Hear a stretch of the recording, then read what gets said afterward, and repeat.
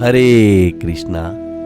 आज की हमारी वीडियो का टाइटल है क्यों यमदूत भगवान के भक्तों से भयभीत रहते हैं। पिछली वीडियो में हमने देखा था कि यमराज जी अपने सेवकों को प्रवचन कर रहे थे। यमदूतों की शंका नहीं जा रही थी। उनकी शंका यह थी कि भगवान के पार्षद भगवान की भक्तों की रक्षा तो करें, यह उचित है, पर उन्होंने उस पापी अजामिल की रक्षा उन्होंने क्यों की। इसका उत्तर देते हुए धर्मराज जी कहते हैं कि मूर्खों, तुम लोग धर्म के रहस्य को नहीं जानते। धर्म के सिद्धांतों को स्वयं भगवान ने बनाया है। इन धार्मिक सिद्धांतों को न ऋषिगण जानते हैं, न देवतागण जानते हैं, न सिद्धगण जानते हैं। तो फिर असुर, मनुष्य, विद्याधर, चारण आदि क्या जान पाएंगे। यमराज जी ने कहा था पिछली वीडियो में कि हम 12 व्यक्ति, ब्रह्मा जी, नारद जी, भगवान शिव, कुमारगण, भगवान कपिल देव, स्वयंभू मनु, प्रहलाद महाराज, जनक महाराज, भीष्म पितामह, बलि महाराज, सुखदेव गोस्वामी और मैं, यह 12 व्यक्ति ही असली धर्म अर्थात भागवत धर्म के सिद्धांत को जानने वाले हैं। और भागवत धर्म यह शिक्षा देता है कि पूर्ण पुरुषोत्तम भगवान से किस तरह प्रेम किया जाए और कैसे परम भगवान की शरणागति प्राप्त की जाए। यमराज जी ने पिछली वीडियो में बताया था कि यह भागवत धर्म प्रकृति के तीनों गुणों से अकलुषित है, यह अत्यंत गोपनीय है और सामान्य मनुष्य के लिए दुर्बोध है, अर्थात आसानी से समझ में नहीं आता। किंतु संयोगवश यदि कोई भाग्यवान इस भागवत धर्म को समझ लेता है तो वह तुरंत मुक्त हो जाता है और भगवत धाम वापस लौट जाता है। पिछली वीडियो में यमराज जी ने अपने सेवकों को बताया था कि इस जीव में, इस संसार में जीव का इतना ही परम धर्म है कि भगवान कृष्ण में उसका भक्ति योग हो जाए, भगवान कृष्ण से उसका प्रेम हो जाए। और यह प्रेम कैसे होगा? भगवान के नाम उच्चारण आदि से। उन्होंने बताया था कि भगवान के नाम के कीर्तन से प्रारंभ होने वाली भक्ति ही मानव समाज में जीव के लिए परम धर्म है। उसके बाद यमराज जी ने अपने सेवकों को कहा था, हे मेरे पुत्र व्रत सेवकों, देखो भगवान के नाम का उच्चारण कितना महिमा युक्त है। विचार करो, इसमें कोई प्रमाण की आवश्यकता नहीं है। तुम लोग तो खुद इसे देख कर आए हो, तुमने तो लाइव एग्जाम्पल देखा है। तुमने देखा है कि भगवान के पवित्र नाम का उच्चारण करने से वह पापी अजामिल मृत्यु पास से छूट गया।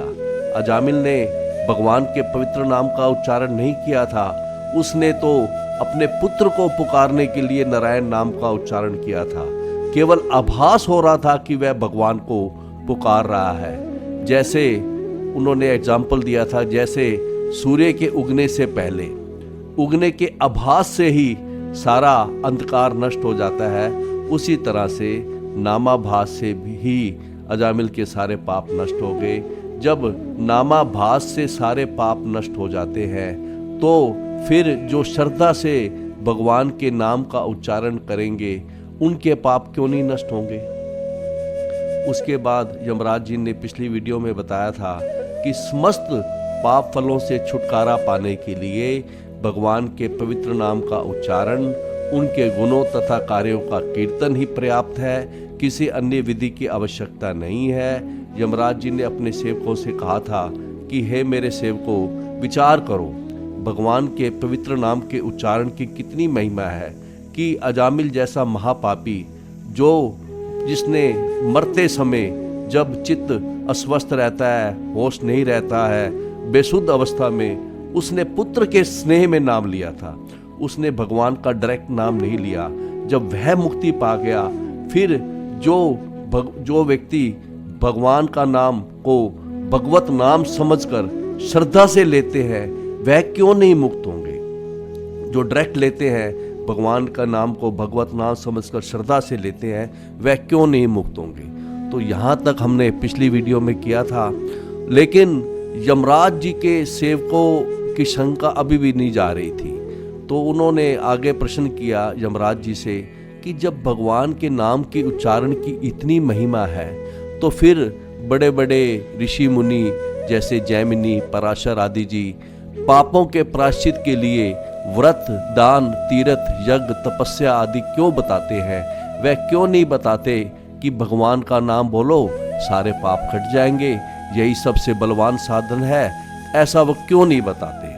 तो यहाँ इसके उत्तर में आज की हम भागवत चर्चा शुरू कर रहे हैं। इसके उत्तर में यमराज जी अपने सेवकों को कहते हैं कि प्रायन, कहते हैं कि लगभग सारे, ना वेदै ना, नहीं जानते, तत् इदम, वो प्राय सभी लोग जो कि इन 12 जो महाजनों हैं, जो में श्रेष्ठ भगत है, भगवान के श्रेष्ठ भगत है, जिनका पहले भी बताया गया है, इन 12 के जो अतिरिक्त बड़े बड़े शास्त्र प्रणेता है, प्राय वो सभी जन भगवान के उच्चारण की महिमा को वो नहीं जानते। और कहते हैं कि उनकी देव्या विमोहिता मति बताए, भगवान की माया शक्ति से, माया अलम, भगवान की माया शक्ति से उनकी बड़े बड़े ऋषि मुनियों की जो मति जो है वो विमोहित है। उनकी मति जो है त्रयाम जड़ीकृत मति, उनकी चूंकि उनके मन तीन वेदों में, त्रयाम 3 वेदों में उल्लिखित कर्म कांडों के प्रति उनकी मति, वो वह प्राय सभी जो बड़े बड़े ऋषि मुनि, वो उसके उत्तर में कह रहे हैं कि प्राय बड़े बड़े ऋषिगण उनके मन 3 वेदों में उल्लिखित कर्म कांडों के प्रति आकृष्ट रहते हैं, इसलिए उनकी जड़ीकृत मति, उनकी मति जो है वो बुद्धि उनकी जड़ हो गई है। मधु पुष्पिताम, अर्थात कहते हैं कि वेदों के कर्म कांड में जो मधु पुष्पित वचन है, वेदों के कर्म कांड में लिखा गया है कि यह करोगे तो स्वर्ग मिलेगा, इसी में ही प्राय सभी बड़े बड़े ऋषिगणों की मति इसी में ही अवस्थ है। और वे वैतानिके महति कर्मणि युज्यमान, इसलिए वे अति महान अनुष्ठानों में, बड़े बड़े हवन यज्ञ में लगे रहते हैं। और लेकिन बड़े बड़े कर्मों पर तो उन्हें विश्वास होता है, लेकिन भगवान के नाम उच्चारण पर उनका विश्वास नहीं होता। तो इसके सरलार्थ में गुरु महाराज जी कहते हैं कि पूर्ण पुरुषोत्तम भगवान की माया द्वारा मोहग्रस्त होने के कारण जो बड़े बड़े शास्त्र प्रणेता हैं, याज्ञवल्क्य, जैमिनी तथा अन्य शास्त्र प्रणेता, जो कि इन 12 महाजनों की से अलग हैं, जो ये 12 महाजन जो ये है 12 श्रेष्ठ भगत हैं, इनसे जो अलग हैं, वो उनकी मति जो है वो प्राय वो भगवान के गुह्य धार्मिक प्रणाली, अर्थात जो भागवत धर्म है, भगवान का शुद्ध भागवत धर्म है, उसको वो नहीं जान पाते। वे भक्ति करने या हरे कृष्ण मंत्र का कीर्तन करने के दिव्य महत्व को नहीं समझ सकते, क्योंकि उनके मन जो है वेदों में उल्लिखित कर्म कांडों के प्रति आकृष्ट रहते हैं, इसलिए उनकी बुद्धि जड़ हो गई है। इस तरह वे कर्म कांडों के लिए सामग्री एकत्र करने में ही व्यस्त रहते हैं, और जो कि केवल नश्वर लाभ देने वाले हैं। वे भगवान के पवित्र नाम के उच्चारण के प्रति आकृष्ट नहीं होते, लेकिन बल्कि वे धर्म, अर्थ, काम तथा मोक्ष में ही रुचि लेते हैं। तो यही इस श्लोक के सार में बताया गया है कि बड़े बड़े ऋषिगण अर्थात याज्ञवल्क्य, जैमिनी आदि, पराशर आदि, वह महान कर्म में तो विश्वास रखते हैं, लेकिन भगवान के नाम उच्चारण को बड़ा ही छोटा मानते हैं।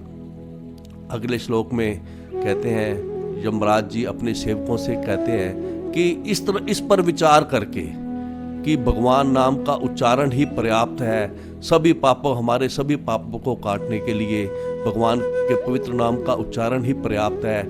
इस बात पर विचार करके एवं विमृश्य, ऐसे विचार करके जो सूधिये लोग हैं, अर्थात जो सुंदर बुद्धि वाले लोग हैं, वो सब ओर से अपने मन को हटाकर भगवती अनंते, वो पूर्ण पुरुषोत्तम भगवान जिनके अनंत गुण है, उसमें अपना मन लगाते हैं। विदतते खलु भाव योगम, और भगवान की भक्ति को वो ग्रहण करते हैं।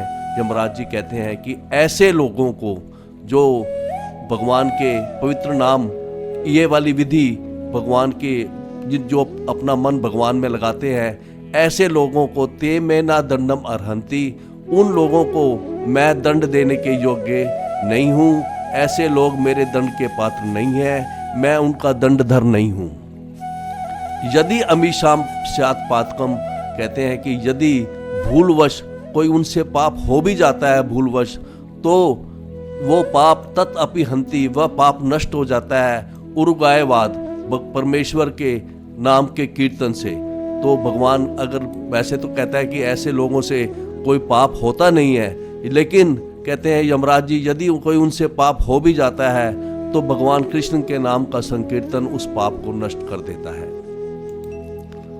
इस पर इसके सरलार्थ में गुरु महाराज जी ने लिखा है कि अतः इन सभी बातों पर विचार करते हुए जो बुद्धिमान लोग हैं, हर एक के हृदय में स्थित समस्त शुभ गुणों की खान भगवान के पवित्र नाम के कीर्तन की भक्ति को अपनाकर अपनी सारी समस्याओं को हल करने का निर्णय करते हैं। यमराज जी आगे कहते हैं अपने सेवकों को कि ऐसे लोग दंड देने के मेरे अधिकार क्षेत्र में नहीं आते।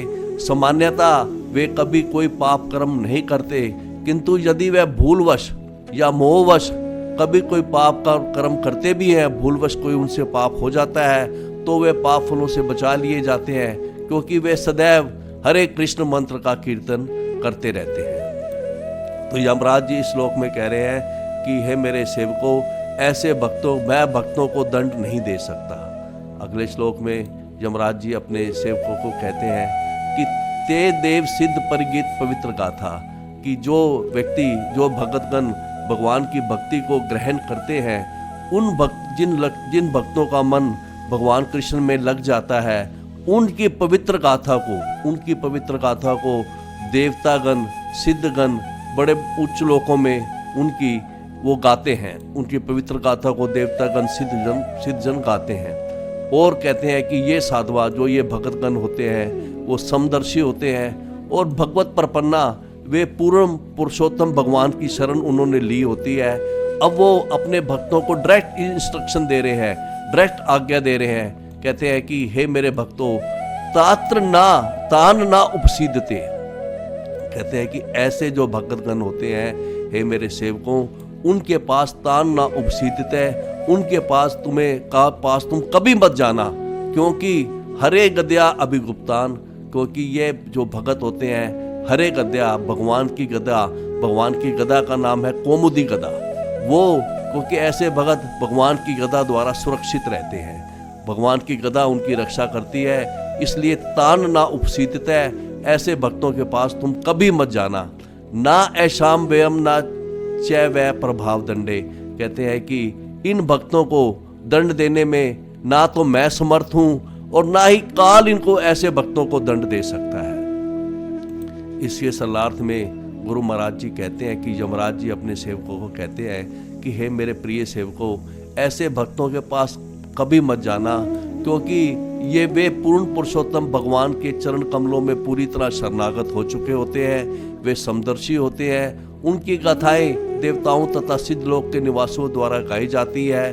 तुम लोग उनके निकट भी मत जाना, वे पूर्ण पुरुषोत्तम भगवान की गदा द्वारा सदैव रक्षित रहते हैं, इसलिए ब्रह्मा तथा मैं और काल भी उन्हें दंड देने में समर्थ नहीं है। यहाँ पर यमराज जी अपने सेवकों को शिक्षा दे रहे हैं, वो कह रहे हैं कि भक्तों के पास कभी मत जाना, उनके स्वामी भगवान कृष्ण होते हैं, उनकी रक्षा भगवान की गदा करती है, भगवान कृष्ण उन भक्तों को जो करे सो करे, यह उनका डिपार्टमेंट है, लेकिन तुम उन भक्तों के पास कभी मत जाना। अगले श्लोक में यमराज जी अपने सेवकों को कह रहे हैं, तो कहते हैं कि जो भगतगण है जिनका मन भगवान में लगा हुआ है और जो परम हंस है और निष्किंचन है, अर्थात उनकी किसी संसार की वस्तुओं में कोई आसक्ति नहीं है और जो भौतिक आसक्ति से रहित है, असंज्ञ है, जो भौतिक आसक्ति से रहित है, वो लगे रहते हैं, किसमें लगे रहते हैं? पाद अरविंद मकरंद रसात, कहते हैं कि भगवान के चरण कमलों से निकले हुए जो निकलता है, रस निकलता है, मधु निकलता है, उसको आस्वादन करने में, वो मधुपान करने में भगतगण, ऐसे भगत निरंतर लगे रहते हैं और वो हमेशा जुटे रहते हैं। कभी भगवान के नाम का कीर्तन करते हैं, कभी भगवान के नाम की कथा करते हैं, कभी भगवान की कथा सुनते हैं और कभी भगवान की भक्ति करते रहते हैं, तो हमेशा जुटे रहते हैं। और कहते हैं कि उन ऐसे भक्तों के पास तुमने कभी नहीं जाना, और ऐसे भक्तों को अब बता रहे हैं कि किसको मेरे पास लेके आना है। कहते हैं कि तान आने देवम असत है। कैसे कहती उनको मेरे पास लेके आओ। यमराज जी अपने दूतों को क्लियर इंस्ट्रक्शन दे रहे हैं, तान आने देवम असत है, ऐसे असत ऐसे अभक्तों को मेरे पास लेके आओ जो विमुख है भगवान मुकुंद जो मुक्तिदाता है, उनके चरण जो विमुख है भगवान के चरणों से निकलने वाले जो रस है उसको जो आस्वादन से विमुख है, ऐसे लोगों को मेरे पास तुम लेके आओ। और कहते हैं कि ऐसे लोगों को भी लेके आओ जो ग्रह वृद्ध तृष्णा, जिनकी घर गृहस्थी के अंदर जो वृद्ध तृष्णा है, अर्थात जो गृहस्थ जीवन एवं सांसारिक भोग में लिप्त हैं, ऐसे लोगों को मेरे पास लेके आओ। क्योंकि निरय वर्तमानी, क्योंकि जो ऐसे ये नरक ले जाने वाले रास्ते हैं ग्रह गृहस्थी जो है। तो इसके सरलार्थ में गुरु महाराज जी लिखते हैं कि कहते हैं कि परमहंस सम्मानीय पुरुष होते हैं जिन्हें भौतिक भक्तों में कोई भौतिक भोग में कोई रुचि नहीं होती, तथा जो भगवान के चरण कमलों का मधुपान करते हैं। तो कहते हैं कि हे इनको तो मेरे पास, इनके पास तो तुमने जाना नहीं है, जो जिनकी भक्तों के पास। और कहते हैं मेरे सेवकों, मेरे पास सिर्फ ऐसे व्यक्तियों को ही दंडित किए जाने के लिए लेके आओ जो उस मधु के आस्वादन से विमुख है, जो भगवान के चरण कमलों से निकलता है, अर्थात भगवान की कथा से विमुख है, भगवान के नाम के उच्चारण से विमुख है। ऐसे लोगों को तुम मेरे पास लेके आओ जो परमहंसों की संगति नहीं करते, जो भक्तों की संगति नहीं करते, और जो केवल गृहस्थ जीवन एवं संसारिक भोग में लिप्त है, क्योंकि ये नरक ले जाने वाले रास्ते हैं। गुरु महाराज जी कहते हैं कि यदि जीव गृहस्थ जीवन में भगवान की भक्ति नहीं करता तो गृहस्थ जीवन सीधे नरक में ले जाने का मार्ग है। वह घर जिसमें भगवान कृष्ण की पूजा नहीं है, भगवान के पवित्र नाम का उच्चारण नहीं है, तो वह घर गृहस्थी वास्तव में नरक का मार्ग है। अगले श्लोक में कहते हैं, अब क्लियर बता रहे हैं कि किन किन को मेरे पास लेकर आने हैं, और क्लियर बता रहे हैं कि यमराज जी अपने सेवकों को कह रहे हैं कि किस किस को तुमने मेरे पास लेके आना है, वो क्लियर बता रहे हैं। पहले बताते हैं कि यहाँ लिखा है तान आने धम असत है, कि ऐसे अभक्तों को मेरे पास मेरे समक्ष लेके आओ। किन किन को? जिब्बा ना वक्ति भगवत नाम ध्येयम, ऐसे लोगों को जिन मेरे पास लेके आओ जिन लोगों की जीभ भगवान का नाम, भगवान के गुण नहीं बोलती। और ऐसे लोगों को मेरे पास लेके आओ चेतय ना स्मृति तत्चरण अरविंदम, ऐसे लोगों को मेरे पास लेके आओ जिनका मन भगवान श्री कृष्ण के चरण कमलों का स्मरण नहीं करता। कृष्णाय नो नमती यत सिर एकतापि, कहते हैं कि ऐसे लोगों को मेरे पास लेके आओ जो भगवान कृष्ण के आगे जिनका सिर एक बार भी नहीं झुका, अर्थात जो ऐसे लोगों को मेरे पास लेके आए जो भगवान के स्वरूप को नहीं मानते, ऐसे लोगों को मेरे पास लेके आओ। और अंत में कहते हैं कि तान अनैधमम असत, ऐसे लोगों को मेरे पास लेके आओ जिन्होंने अकृत विष्णु कृत्यान, जिन्होंने कभी भगवान विष्णु के प्रति अपना कर्तव्य को पूरा नहीं किया, अर्थात उन्होंने कभी एकादशी व्रत नहीं किया, जन्माष्टमी रामनवमी का त्यौहार नहीं मनाया, जिन्होंने सुबह उठकर स्नान करके भगवान को भोग नहीं लगाया, जिन्होंने भगवान का मंदिर बनाने में कोई सहयोग नहीं दिया, ऐसे लोगों को मेरे पास लेके आओ। इसके सरलार्थ में गुरु महाराज जी कहते हैं कि यमराज जी अपने सेवकों को कह रहे हैं कि हे मेरे प्यारे सेवकों, तुम लोग केवल उन्हीं पापी पुरुषों को मेरे पास लाना जिनकी जीभ कृष्ण के नाम तथा उनके गुणों का कीर्तन नहीं करती, जिनके हृदय कृष्ण के, ऐसे लोगों को मेरे पास लेके आना जिनके हृदय कृष्ण के चरण कमलों का एक बार भी स्मरण नहीं करते। और कहते हैं कि ऐसे व्यक्तियों को मेरे पास लेके आना जिनके सिर एक बार भी कृष्ण के समक्ष नहीं झुकते, अर्थात जो भगवान के स्वरूप को नहीं मानते। फिर कहते हैं कि मेरे पास ऐसे व्यक्तियों को लेके आना जो विष्णु के प्रति अपने उन कर्तव्यों को पूरा नहीं करते जो मानव जीवन के लिए एकमात्र कर्तव्य है, अर्थात एकादशी व्रत आदि। कहते हैं कि ऐसे सभी मूर्खों तथा धूर्तों को मेरे पास लेके आना। तो इससे हमें इस श्लोक से यही शिक्षा मिलती है कि हमें निरंतर भगवान के हमें अपनी जीवा को निरंतर भगवान कृष्ण के नाम के पवित्र उच्चारण में लगाना चाहिए। और हमको यह शिक्षा मिलती है कि हमें निरंतर भगवान कृष्ण के चरण कमलों का हमें स्मरण करना चाहिए। और यह शिक्षा मिलती है कि हमें भगवान कृष्ण को बारंबार प्रणाम करना चाहिए। तो अगले श्लोक में कहते हैं, यमराज जी अपने सेवकों को कहते हैं, और इस श्लोक में वो भगवान से क्षमा मांगते हैं। कहते हैं कि ततः क्षम्यताम, हे प्रभु, वो आप भगवान से अब क्षमा मांग रहे हैं कि हे प्रभु आप क्षमा करने योग्य हैं, क्षम्यताम आप क्षमा करने योग्य हैं। भगवान हैं आप, अर्थात आप 6 ऐश्वर्यों से पूर्ण हैं, आप पुरुष पुराण हैं, आप अनादि पुरुष हैं, आप भगवान नारायण हैं। और सब पुरुष से यत असत कृतम न, कहते हैं कि मेरे से, वो अपनी गलती मान रहे हैं यमराज जी, कहते हैं कि मुझसे और मेरे सेवकों से जो गलती हो गई है प्रभु उसको क्षमा करें।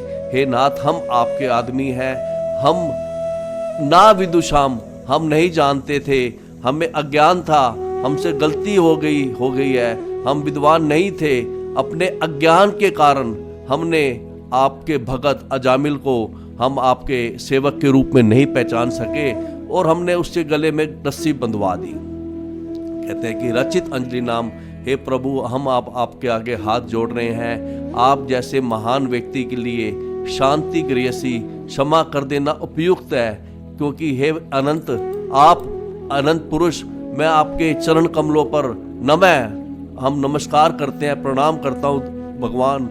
हे यहाँ पर यमराज जी भी भगवान से क्षमा मांग रहे हैं, दूत भी, यमराज जी के दूत भी भगवान से क्षमा मांग रहे हैं। कहते हैं कि कृपा हमें क्षमा कर दो, हम आपको सादर प्रणाम करते हैं।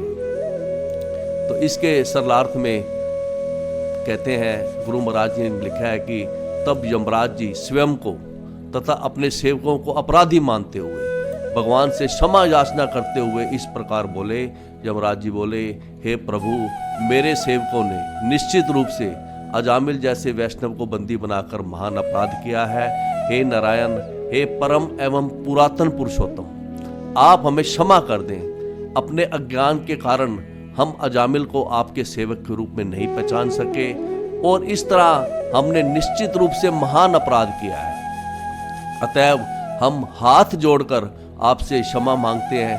हे प्रभु, आप अत्यंत दयालु हैं और सद्गुणों से सदैव पूर्ण रहते हैं, कृपया हमें क्षमा कर दें, हम आपको सादर नमस्कार करते हैं। तो इस तरह से यमराज जी ने भी क्षमा मांगी, उनके दूतों ने भी भगवान से क्षमा मांगी कि उन्होंने अजामिल जैसे आप वैष्णव के गले में उन्होंने रस्सी बंधवा दी।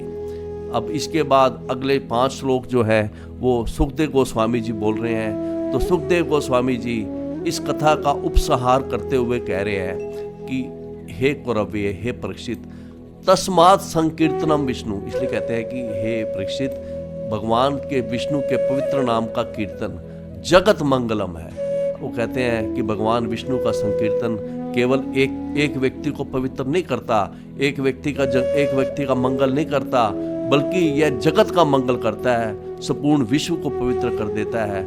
और अहसाम महताम अपी, और कहते हैं कि कितना बड़े से बड़े पाप हो, महान से महान पापों के लिए विधि ये जानो। परीक्षित महासु कह रहे हैं सुखदेव गोस्वामी, बड़े से बड़े पाप के लिए ये जानो कि भगवान के पवित्र नाम का जो उच्चारण है वो एक पूर्ण एकांतिम निष्कृतम, एक पूर्ण प्रायश्चित है।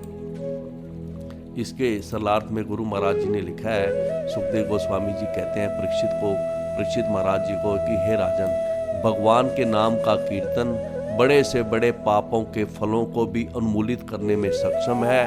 इसलिए संकीर्तन आंदोलन का कीर्तन संपूर्ण ब्रह्मांड में सबसे शुभ कार्य है। कहते हैं कि कृपया इसे समझने का प्रयास करो, जिससे अन्य लोग इसे गंभीरता पूर्वक ग्रहण कर सके।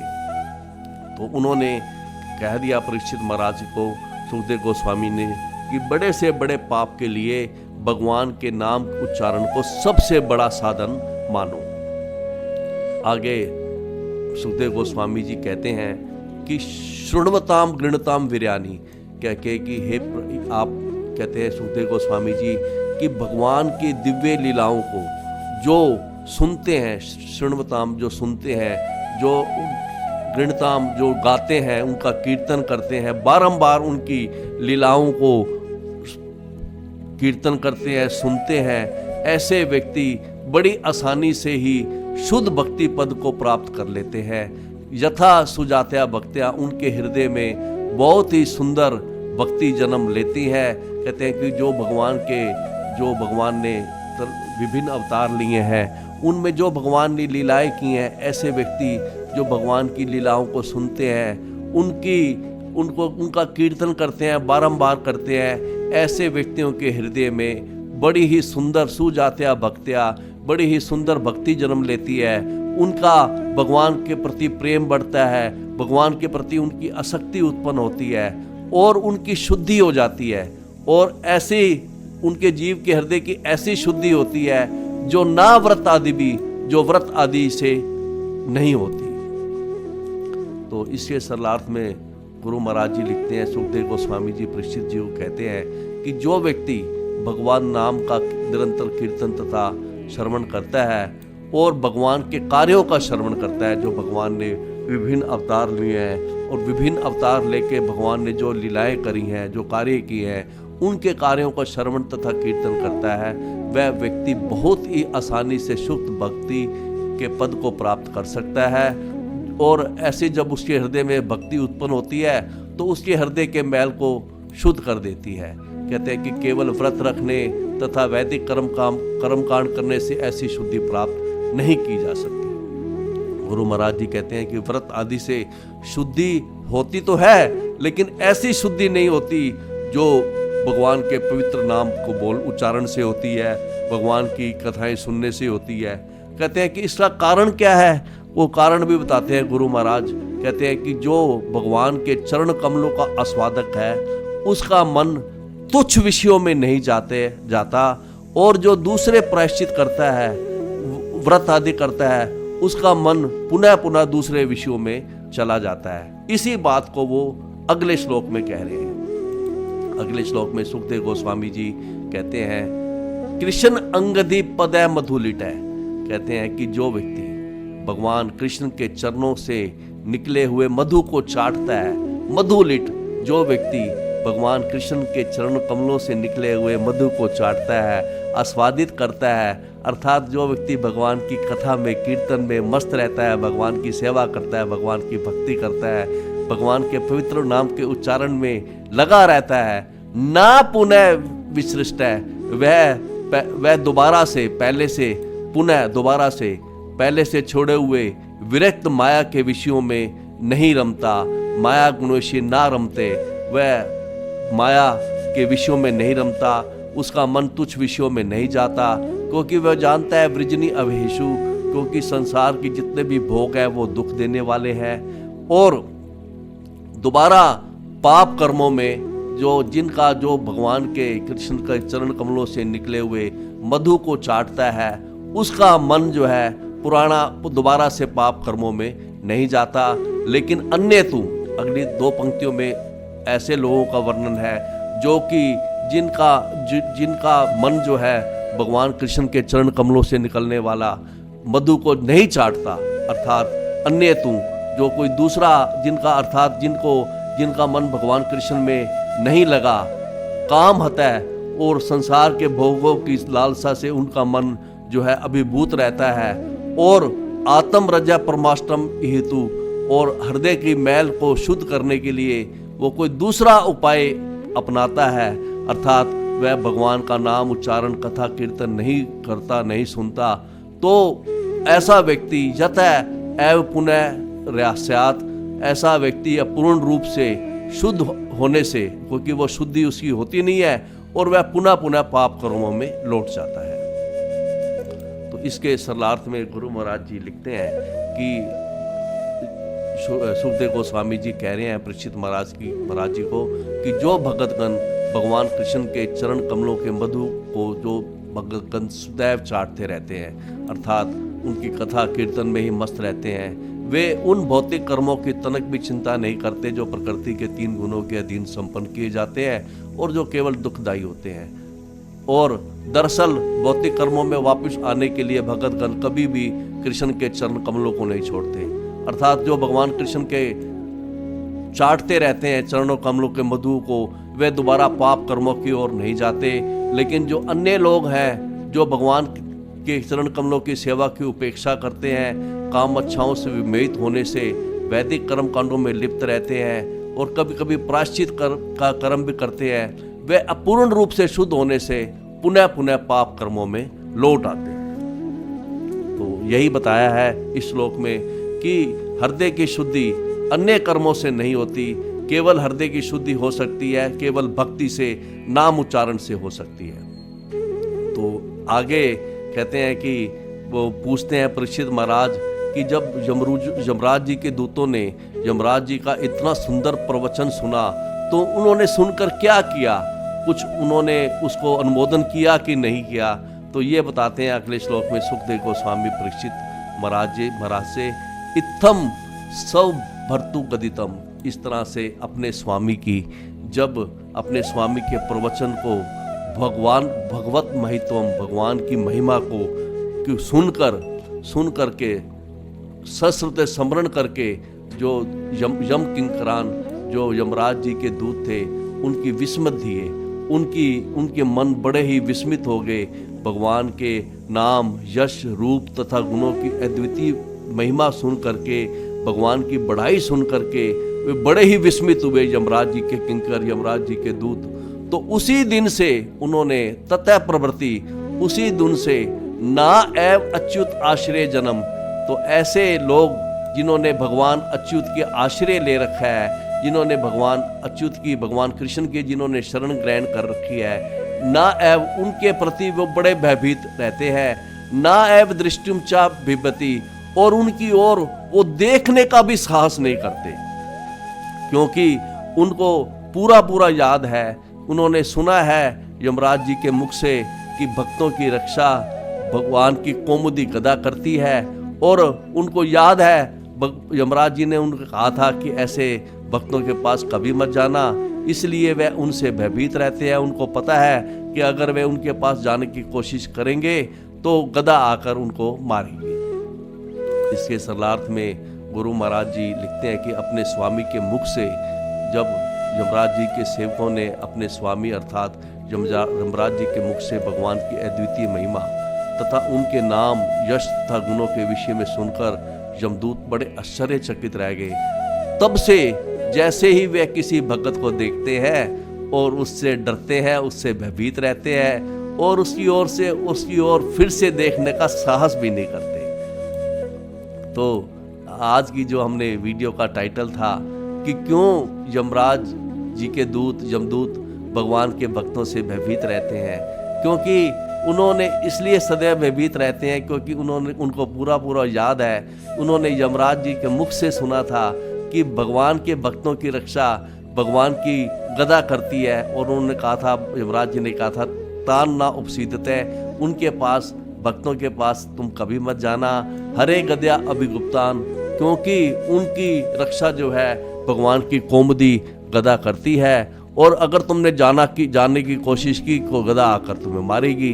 तो इसलिए यमदूत जो है भगवान के भक्तों से भयभीत रहते हैं। इस तरह से हमने टाइटल कवर किया है।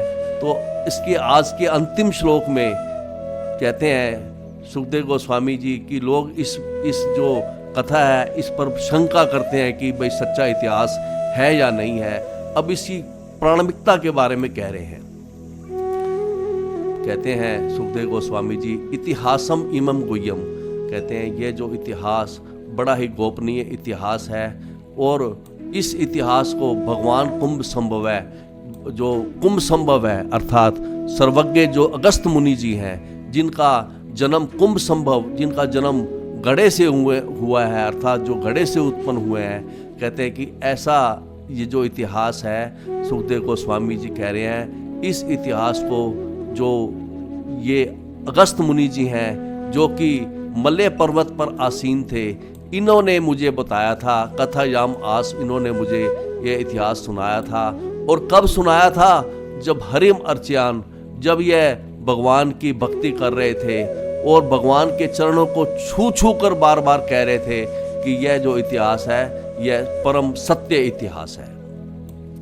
तो सुखदेव गोस्वामी जी इसकी प्रामाणिकता के बारे में बोल रहे हैं, क्योंकि मलय पर्वत जो है वो एक पवित्र एक तीर्थ स्थान है, और तीर्थ स्थान पे कोई व्यक्ति झूठ नहीं बोलेगा। वह भी जो भगवान का परम भक्त अगस्त मुनि जी हूँ, वो कैसे झूठ बोल सकते हैं। उन्होंने मुझे यह सुनाया था जब वो मलय पर्वत अर्थात वो एक जो कि एक तीर्थ स्थान है, जो भगवान का धाम माना गया मलय पर्वत, वहाँ पर रहकर उन्होंने यह बात मुझे बताई थी। तो इसके सरलार्थ में गुरु महाराज जी कहते हैं कि जब यह जो इतिहास है वो कुंभ के पुत्र अगस्त मुनि जब मलय पर्वत पर अर्थात तीर्थ स्थान पर निवास कर रहे थे और पूर्ण पुरुषोत्तम भगवान की पूजा कर रहे थे, तो मैं उनके पास गया था और उन्होंने मुझे यह गुह्य इतिहास बतलाया था। तो इस तरह से आज हमने अजामिल मोक्ष की कथा के प्रसंग को पूर्ण किया है। तीसरा अध्याय भी समाप्त हो गया है और आज हमारी अजामिल मोक्ष का प्रसंग भी उपसंहार समाप्त हुआ है। तो जल्द ही हम किसी अगले नए टॉपिक के साथ, भगवत चर्चा के नए टॉपिक के साथ मिलेंगे। तब तक के लिए हरे कृष्णा।